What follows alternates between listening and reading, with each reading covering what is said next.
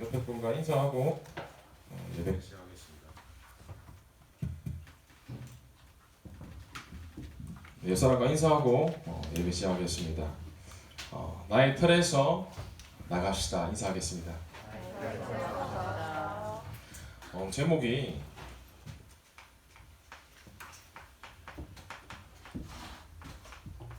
평소에 잘 쓰지 않는 단어인데 엑소더스라는 게 출애굽을 영어로 하는 게 엑소더스입니다.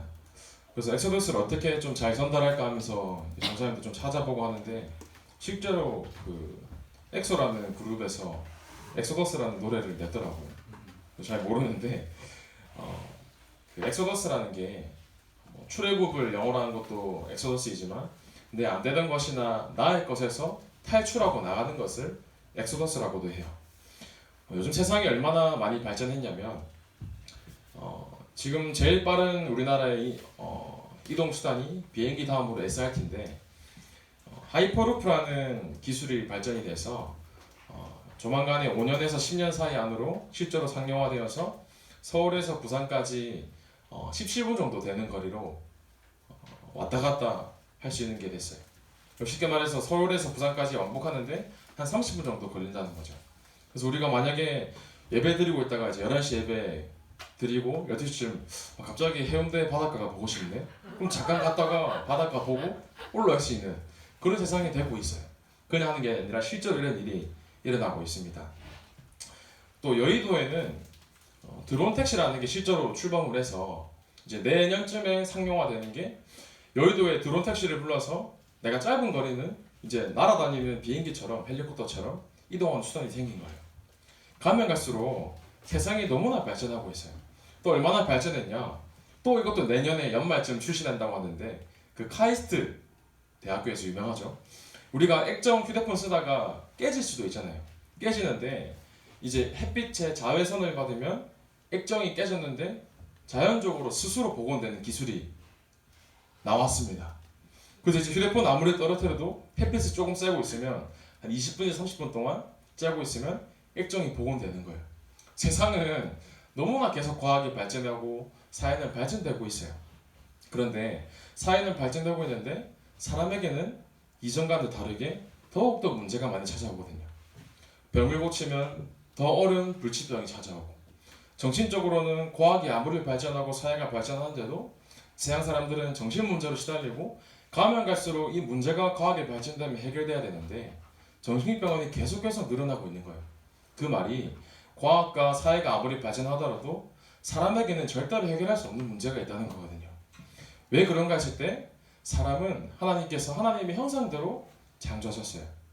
영적인 존재이기 때문에 사람은 하나님과 함께 있어야 행복한데 하나님을 떠난 이후로부터 사람에게 해결할 수 없는 문제가 계속 찾아오는 거예요. 그 상태를 보고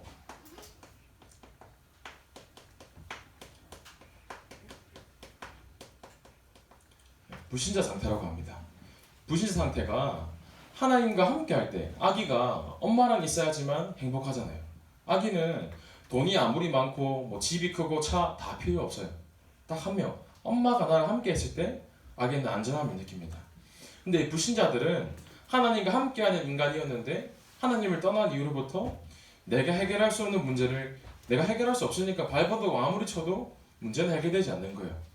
내 힘으로 내 능력으로 하려고 해도 하면 할수록 처음에 되는 것처럼 보일지 몰라도 나중에 되돌아보면 문제가 계속 나에게 찾아오는 거예요.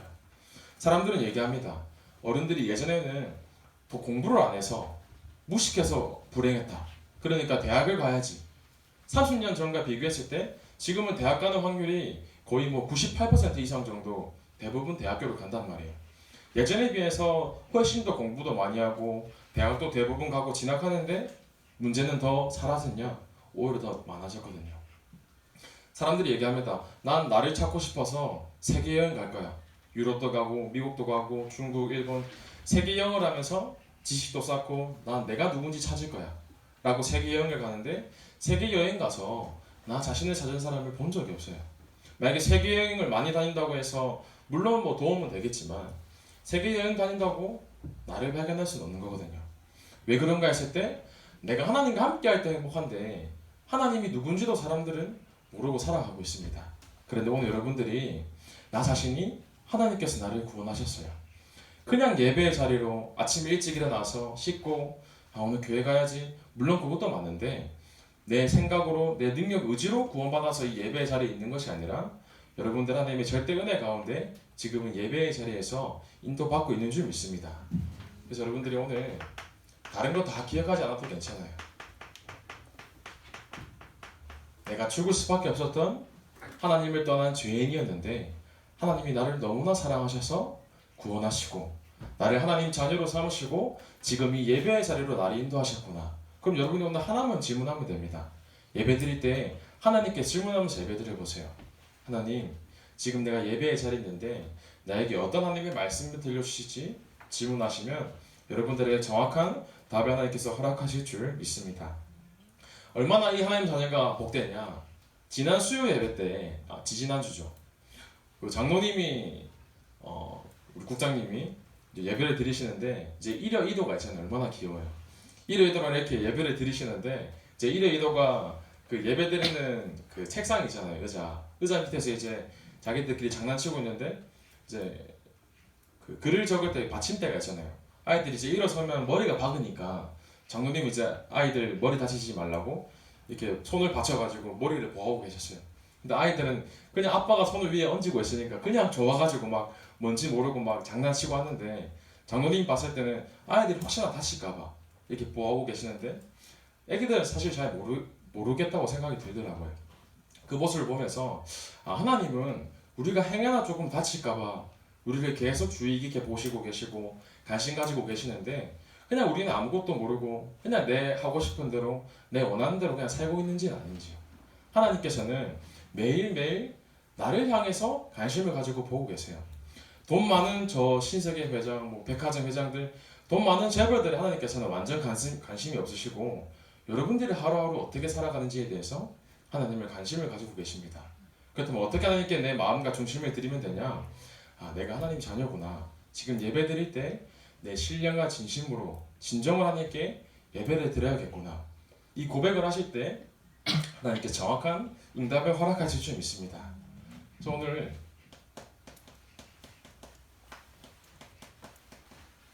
내 운명 사주팔자에서 나는 하나님 자녀이기 때문에 완전히 나았구나 고백하시기 바랍니다. 왜 그런가 했을 때 내 신분이 누구요? 마귀의 자녀가 아니라 망할 수 없는 하나님의 자녀예요. 내가 어디를 가든지 하나님께서 나와 함께 하시고 내가 무엇을 하든지 하나님께서 나를 보호하십니다. 이것보다 더 큰 축복은 없습니다. 그렇기 때문에 여러분들이 오늘의 시간 나는 구원받았구나. 내가 하나님 자녀인데 하나님께서 내 운명과 사주팔자 제 저주 재앙 가운데서 완전히 나를 건져내셨구나. 이 고백을 하시는 중고등부 램스 되기를 소망합니다. 그래서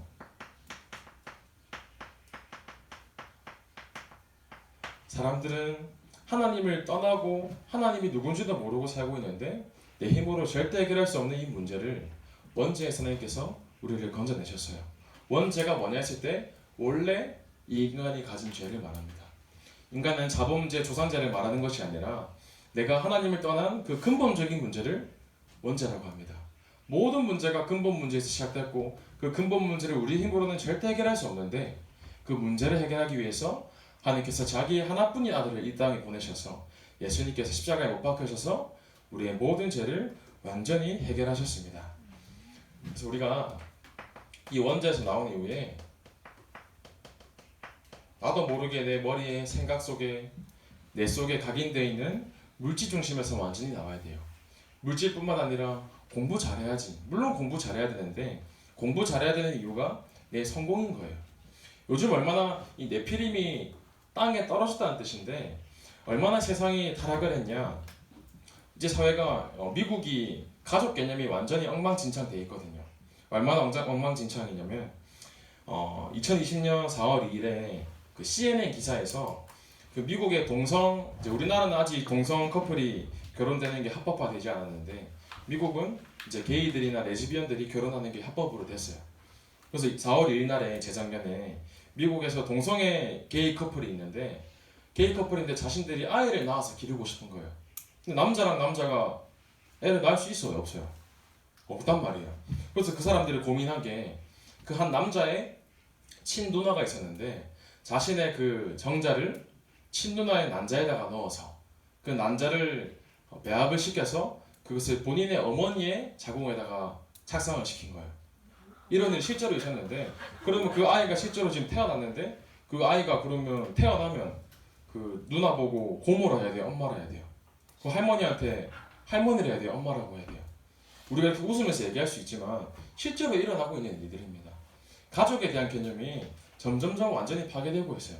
세상은 가면 갈수록 완전히 이해할 수 없는 사건과 문제 속에서, 완전히 내피림 속에서 사람들은 점점점 타락해 가고 있습니다. 본인이 그렇게 원하니까 그렇게 살아가는 거예요. 요즘 뭐 연예인들도 뭐 대리모다, 성경적으로 해석하고 성경적으로 이해할 수 없는 일들이 계속해서 일어나고 있는데 성경에는 그게 예언되어 있거든요. 말세 때가 되면 세상에는 죄와 범죄로 가득하다고 나와 있습니다. 그런데 그 문제 속에서, 세상 속에서 우리를 하나님께서 건져내신 거예요. 왜냐? 우리를 너무나 사랑하셔서요. 그래서 우리가 나 중심, 물질 중심에서 나와서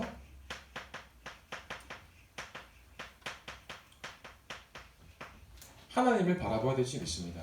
내가 나만의 바벨탑을 쌓아가는 게 아니에요. 이제 고등학생들 시험도 끝났을 거고 또 수행평가하고 있는 중학생 친구들도 있을 텐데, 공부하고 내가 집에서 시험 준비하는 가운데 내가 곰곰이 질문해 보세요. 내가 지금 왜 공부를 하고 있는지, 내가 진짜 공부하는 이유가 이 원죄 속에서, 내피림 속에서 바벨탑을 쌓고 있는 저 불신자들을 살리기 위해서 내가 진짜 공부하고 있는지, 그 고백이 여러분들의 마음속에 진짜로 되어질 때 하나님께서 여러분들에게 모든 응답을 부어주실 줄 믿습니다. 그래서 완전히 나의 함정에서, 물질의 틀에서, 성공의 올무에서 완전히 빠져나오시는 응답을 날마다 고백하시고 누리신 우리 중고등부 렘트 되기를 소망합니다. 그래서 우리가 운명에서 나온 뒤에 출갈대아 해야 돼요. 갈대아가 뭐냐 했을 때, 갈대아 우르라는 지역이 있었단 말이에요. 그 지역 이름이 갈대아인데, 아브라함은 노아의 큰아들이었던 셈의 후손이거든요. 셈과 야벳은 함과는 달리 그 아버지가 포도주를 마셨을 때 덮어주었단 말이에요. 그래서 완전히 복을 완전히 많이 받은 가문이 셈의 가문이었는데, 그 아브라함도 셈 후손이었기 때문에 많은 축복을 받았어요. 아버지의 이름이 데라였는데 이 데라가 갈대아라는 곳에서 우상을 만드는 일을 했단 말이에요. 갈대아 지방의 사람들은 그 하늘에 있는 달을 섬기는 종족이었어요.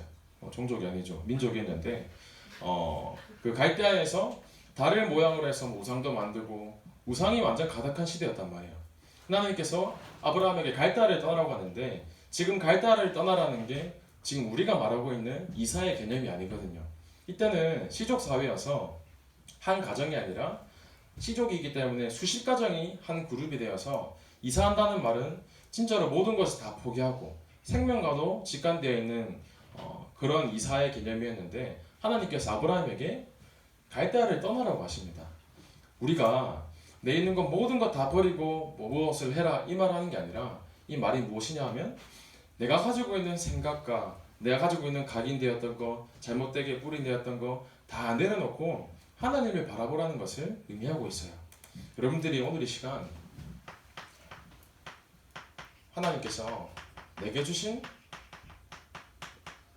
말씀을 찾는 시간이 되어야 돼요. 개개인에게 분명히 하나님께서 개개인마다 허락하신 말씀이 있습니다. 이 말씀이 뭐냐 했을 때 언약적인, 대표적인, 근원적인, 불강력적인, 기념비적인 말씀이에요. 그냥 말씀을 듣는 게 아니라 말씀이 나에게 생명이 되어야 돼요.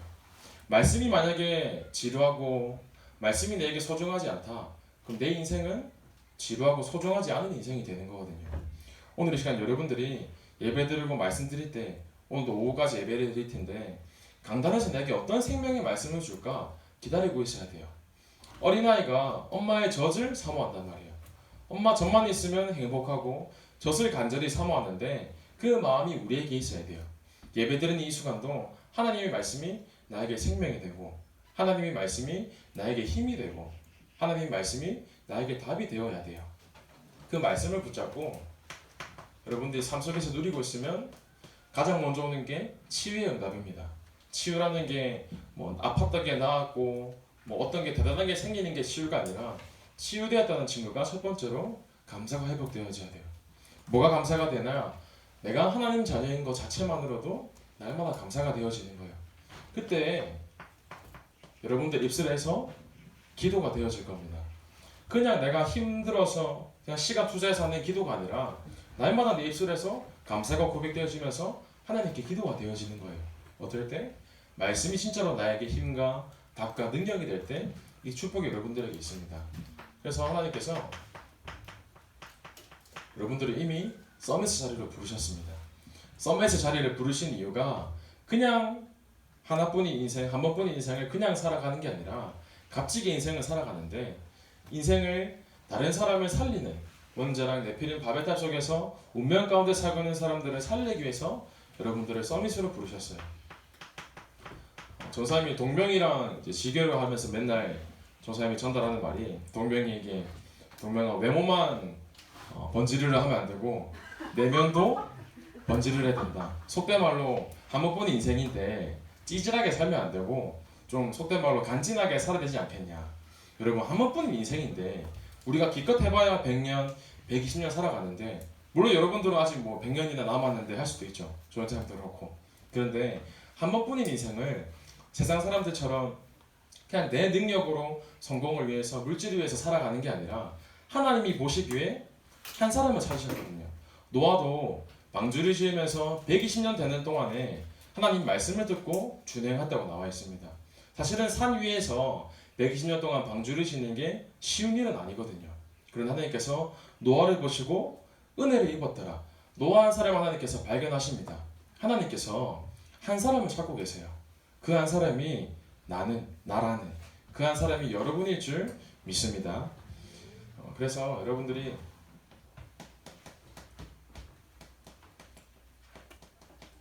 결국은 이 애굽에서 나와야 돼요.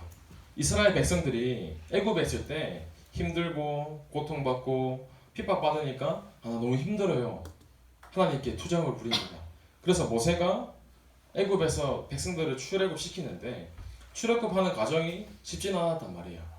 이스라엘 백성들이 나와 함께 하시는 하나님을 붙잡아야 되는데 내 현실에 걸려 넘어지고 내가 할 수 없는 상황들과 사건 속에 걸려 넘어지는 거예요. 내가 말씀 속에 있고 예배 속에 있지만 나에게 문제가 올 수도 있습니다. 그런데 하나님께서는 문설주에 피 바른 날, 피 언약 붙잡은 그날 완전히 운명과 죄와 저주 가운데서 우리를 완전히 해방시키셨습니다. 그래서 여러분들이 오늘 나는 완전히 안 될 수밖에 없는 상황에서 해방받았구나. 순간순간 내게 문제가 올 수도 있지만 내가 문제에 걸려 넘어지지 않고 속지 말아야겠다. 학교 현장에서 가정 현장에서 여러분들에게 문제가 많이 올 수도 있어요. 그런데 괜찮아요. 여러분들이 속지 않는 것이 참 중요합니다. 이스라엘 백성들이 출애굽하기 이전에 애굽에 하나님께서 10가지 재앙을 주십니다. 재앙을 주셨는데 오직 그리스도 하는 순간 피 바른 날 그 재앙이 완전히 무너집니다. 우리가 출애굽하면서 이스라엘 백성들이 홍해 앞에서 갈등한단 말이에요. 뒤에는 군대가 쫓아오고 앞에는 홍해 바다가 막혀 있는데 어떻게 해야 될까 고민합니다. 우리가 사실은 홍해라는 문제 앞에서 걸려 넘어질 수도 있어요. 홍해라는 문제 앞에서 어떻게 해야 되지? 내가 이 문제를 해결하기 위해서 배를 만들어야 되나? 뭐 수영하는 법을 내가 익혀야 되나? 이렇게 내 능력으로 문제를 해결하려고 할 수가 있는데 그 문제를 하나님께서 허락하신 거란 말이에요. 하나님이 홍해라는 문제를 허락하셨기 때문에 이스라엘 백성들이 그쪽으로 인도를 받았는데 우리가 상황과 사건 문제 속에서 내 힘으로 이 문제를 해결하려고 할 수도 있어요. 그런데 해결할 수 없는 문제마저도 하나님께서 내게 허락하신 거구나. 진짜로 그 문제에 대해서 내가 하나님이 원하시는 계획을 날마다 질문하고 말씀 속에서 그 답을 찾는다면 하나님께서 나를 통하여서 출애굽과 민족과 세계를 살리는 귀중한 응답을 주실 줄 믿습니다. 그래서 힘든 광야길이 될 수도 있어요. 춥고 배고프고 덥고 힘든 길이 될 수도 있는데 이 광야에서 여러분들이 숨지 마세요. 광야길에서도 언약길을 붙잡고 광야길에서도 날마다 예배 중심, 말씀 중심, 성막 중심 속에서 우리가 날마다 하나님께 예배의 자리에 있다면 하나님께서 정확하게 우리의 삶을 인도해 가실 줄 믿습니다. 그때 메시아가 오실 당 가난의 길로 하나님께서 우리를 인도하세요. 그렇기 때문에 절대로 여러분들의 마음속에 불신앙을 절대로 담지 마세요. 우리가 불신앙을 하게 된다면 왜 우리가 믿음을 성장하고 있는데 믿음이 자라는 데는 시간이 너무나 오래 걸려요. 하루, 한 달, 1년, 5년, 10년 믿음 자라는 거는 너무나 힘든데 믿음이 무너지는 것은 사실은 한순간이거든요. 내가 불신앙을 하면 제일 좋아할 존재가 누구냐 했을 때 사단이거든요. 뭐 우리 교회는 왜 그래? 우리 중고등부 물론 좋지만 중고등부 왜 그래? 또 내 공부하고 있지만 예배드리고 있지만 순간순간마다 내가 불신앙이 자랄 수도 있거든요. 저 사람은 왜 그래? 저 친구는 왜 그래? 저 사람은 왜 그래? 할 수가 있는데 우리가 불신앙을 하면 사람에게 가장 속게 되는 쉬운 통로이기 때문에 불신앙하지 마시고 오직 하나님의 말씀만 붙잡으세요. 그래서 내가 어떻게 하나님 말씀을 붙잡는가 했을 때 예배의 자리에만 있으면 됩니다. 예배의 자리라는 게 뭐 교회당에 와서 앉아 있어라 그 말하는 게 아니라 내가 하나님과 1대1로 대화하는 시간이 있어야 돼요. 내가 하나님과 예배의 자리를 통하여서 말씀을 소통하고 내 자신이 말씀을 붙잡는 시간이 있어야 돼요. 그리고 예배가 왜 소중하냐 했을 때 예배는 그냥 말씀을 듣고 하는 게 예배가 아니거든요. 예배는 여러 가지 요소가 있는데 기도하는 것도 예배예요. 우리가 일찍 와서 찬양하는 것도 예배예요. 하나님께 헌금 드리는 것도 예배예요. 광고 듣는 것도 예배예요. 예배를 만약에 소중히 여기지 않고 등여시 여긴다. 그럼 한번 곰곰이 생각해 볼 필요가 있습니다. 내가 얼마나 예배에 대해서 진짜 마음을 담고 하나님께 드리고 있는지. 하나님은 우리의 마음을 잘 아시거든요. 우리가 얼마나 하나님께 마음을 담고 진정으로 예배를 드리고 있는가에 따라서 하나님께서 여러분들을 이 자리로 인도해 나가십니다.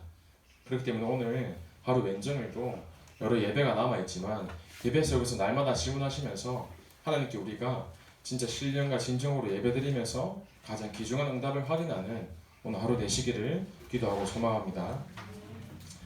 살아계신 하나님 감사를 드립니다. 하나님께서 우리를 운명 가운데서 불신자로 죽을 수밖에 없었던 우리를 하나님 자녀로 삼으시고 이 예배의 자리로 인도하신 줄 믿습니다. 우리가 나의 틀에 갇히지 않고 날마다 출애굽할 수 있는 응답을 날마다 현장에서 확인할 수 있도록 이 시간 성령으로 역사하여 주옵소서. 살아계신 예수 그리스도 이름으로 기도합니다.